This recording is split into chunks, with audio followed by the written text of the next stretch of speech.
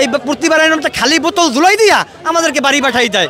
আমি বুঝতেছি না আমাদের এই বিষয়ে পুলিশ আমাদেরকে সময় দেওয়ার কে, হয় সম্মান ফিরিয়ে দেন, চাকরি ফিরিয়ে দেন, না হলে জীবনটা নিয়ে নেন। ডিআর বিদ্রোহের যে ঘটনা, এটা তো সম্পূর্ণ মিথ্যা এবং বানোয়াট।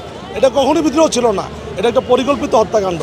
আমাদের ঝামেলা না, এটা হচ্ছে আমাদেরকে প্রতিবারে আন্দোলনে আমরা আসি, আমাদেরকে বলে যে আগামী সপ্তাহে এই 1 দিন পরে 3 দিন পরে আপনি যাতে হচ্ছে হবে আনে দেব আনে, এই প্রতিবারের নামটা খালি বোতল ধুলাই দিয়া আমাদেরকে বাড়ি পাঠাই দেয়।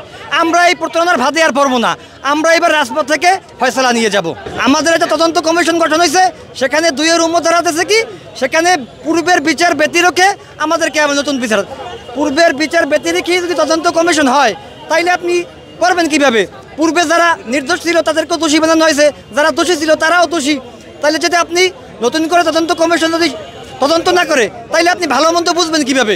আমাদেরকে স্বরাষ্ট্র উপদেষ্টা এই যে রমনাজনের ডিসি স্যার মাসুদ সাহেব বললেন যে গতকালকে 10টায়, আবার 2টায়, আজকে বললো 10টায়, 1টায়।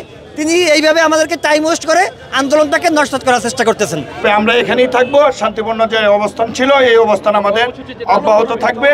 পরবর্তীতে আমরা আনুষ্ঠানিকভাবে প্রেস ব্রিফিংয়ের মাধ্যমে আপনাদেরকে সমস্ত বিষয় বিস্তারিত জানাবো। আমাদের 10 সদস্যের একটা কমিটি যাওয়ার কথা ছিল আপনার সচিবালয়, সেটা আমাদেরকে নেওয়া হয় নাই।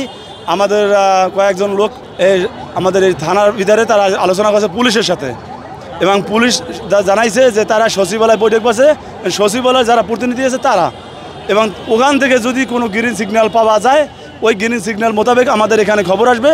তারপর এখানে সাংবাদিক সম্মেলনের মাধ্যমে আমাদের সবাইকে জানাই দেওয়া হবে যে পরবর্তীতে আমাদের কার্যক্রম কি হবে, আন্দোলন হবে কি হবে না, এবং কতদূর দীর্ঘগতিতে না দ্রুতগতিতে আন্দোলনের আমরা সম্মুখীন হব, এটাই আমাদের জন্য আপডেট।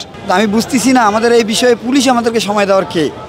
এই যে প্রায় 1 ঘন্টা পার হয়ে গেছে, আজকে সকাল থেকে 3-4 বার নিয়ে গেছে পুলিশ আপোষ করার জন্য, মিটিং করার জন্য, দেখা করায় দিবে, মানে মিথ্যা প্রতিশ্রুতি দিচ্ছে। তো আমরা এখানে সবাই চিন্তাভাবনা করছি, ভিতর থেকে হয়তো ভালো আশা করা যাচ্ছে না, আমাদের দাবি দেওয়া হয়তো তারা মেনে নিতে চাচ্ছে না। তো আমরা কিছু সময় অপেক্ষা করব, অপেক্ষার পরে আমরা আমাদের কর্মসূচি রাজপথে শুরু করব। যে 17 বছরে একটা পরিবারের উপর যে ঝড় যায়, সে লাঠির মায়ের আর এই গরম পানির ভয় করবে মনে হয়?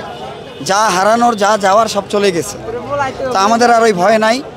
যারা আসছেন তারা এইভাবে প্রস্তুতি নিয়ে আসছেন, হয় সম্মান ফিরিয়ে দেন, চাকরি ফিরিয়ে দেন, না হলে জীবনটা নিয়ে নেন। ডিআর বিদ্রোহের যে ঘটনা, এটা তো সম্পূর্ণ মিথ্যা এবং বানোয়াট।